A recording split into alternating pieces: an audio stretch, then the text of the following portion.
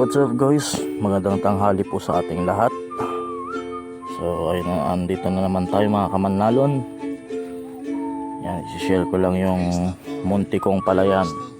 Yan, nasa 55 days na ito. At tapos na rin ang pangalawang abono. Yan, so binabantayan po natin.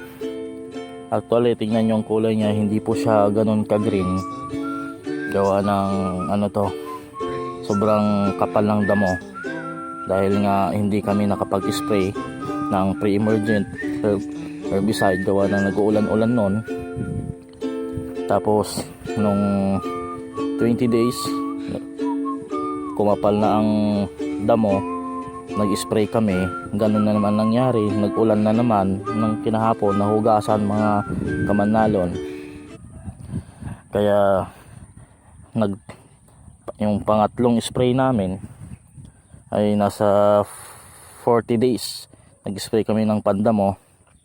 At ito na nga, medyo yellow na mga kamanlalon, at nakikita na natin yung epekto ng gamot.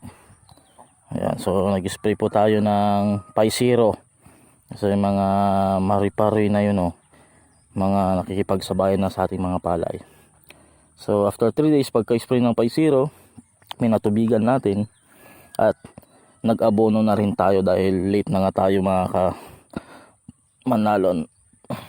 Ayan, ayan, so sa awa ng Diyos ay wala pa naman stem borer, may mga paisa-isa ay dilipad-lipad, pero aagapan natin ito mga kamanlalon.